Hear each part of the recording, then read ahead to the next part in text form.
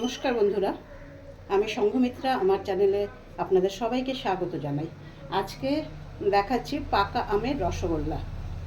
প্রথমেই আমি আমটাকে পেস্ট করে নেব। একটা আম নিয়েছি, এখন তো হিমসাগর আম আস্তে আস্তে চলে যাবে, তাই আমি একটা আম আগে আমের রান্না তো এখন করতে পারছি না, তাই এই রেসিপিগুলো, ডেজার্টের রেসিপিগুলোই এখন দেখাচ্ছি। একটা আম নিয়ে নিয়েছি, এবারে এটা পেস্ট করে নেব।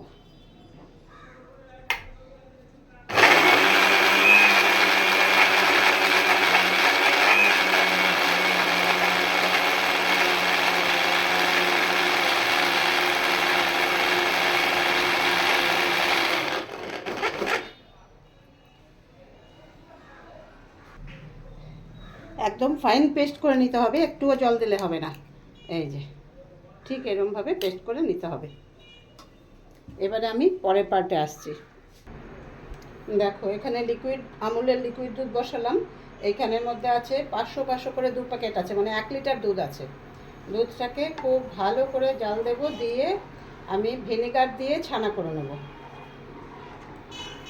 চলো, ছানা করা পর্যন্ত আমি আসছি, দেখাচ্ছি তোমাদের পরেরটা।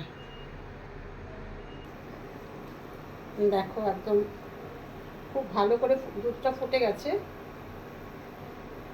দেখতেই পাচ্ছ। এই যে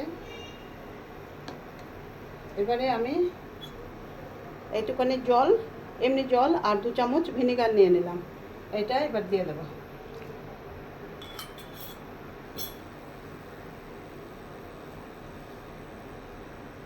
তারপর ছানাটাকে ভালো করে একটুখানি ধুয়ে আনতে হবে, ছেঁকে নিয়ে ধুয়ে আনতে হবে।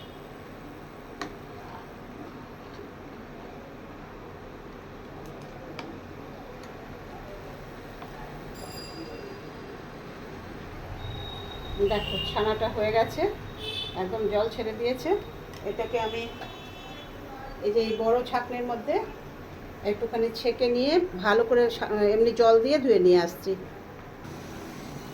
দেখো বন্ধুরা, ছানাটা হয়ে গেছে।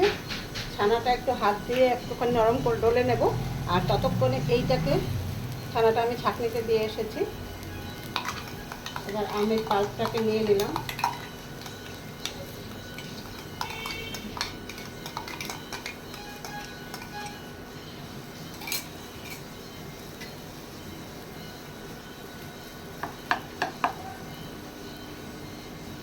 তার সঙ্গে আমি একটুখানি চিনি, অল্প চিনি দেবো, বেশি দেবো না, কারণ আম তো ভীষণ মিষ্টি। অল্প চিনি দেবো। এটাকে এবার ভালো করে নাড়িয়ে নেব। এর মধ্যে এটাকে তৈরি করে নেবো একটুখানি। এই দেখো, এর আমের পাল্পের রঙটাও পাল্টে গেছে, আর সুন্দরভাবে এটা তৈরিও হয়ে গেছে। এবারে এটা নামিয়ে নেব। এই যে ছানাটা, 1 লিটার দুধ থেকে ওই 200 গ্রামের মতো ছানা হয়েছে। এবার হাতের এই তালুটা দিয়ে একটু ভালো করে নরম করে নিতে হবে।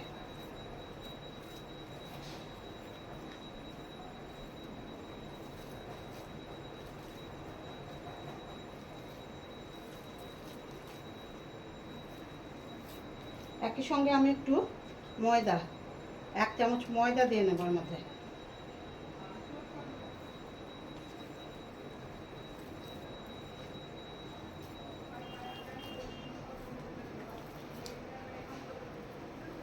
আমি কোনো রং টং মিশাবো না, আমি শুধুমাত্র আম দিয়েই করব।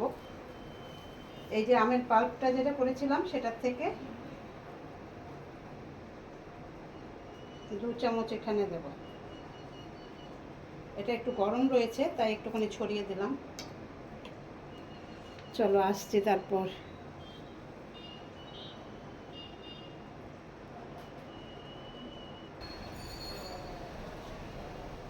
এটা রাখলাম।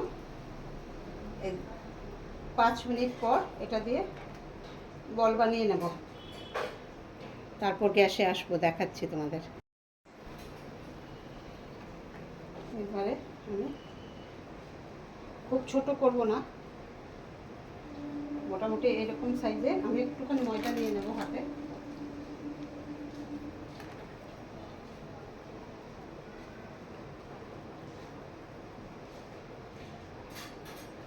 আর একটুখানি গোল গোল করে দেবো একটু পরে।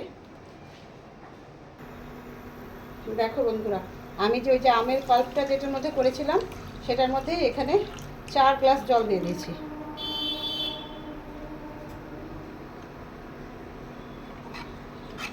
এটার মধ্যে রসগোল্লার সেরাটা করে নেব। এটা ভালো হয়ে গরম হবে।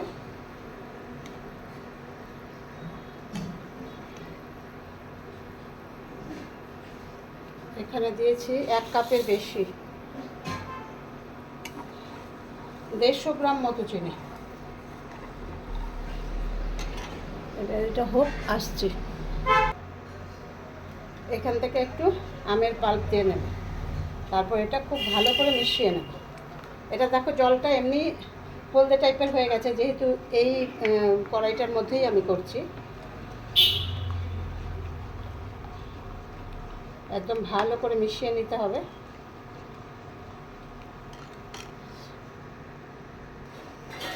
দেখো এরকম ফোটা অবস্থায় দিতে হবে 15-20 মিনিট।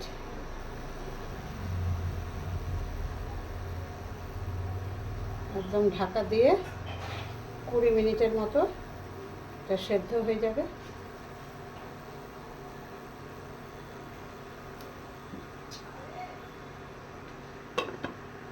ঠিক 20 মিনিট থাকবে এটা।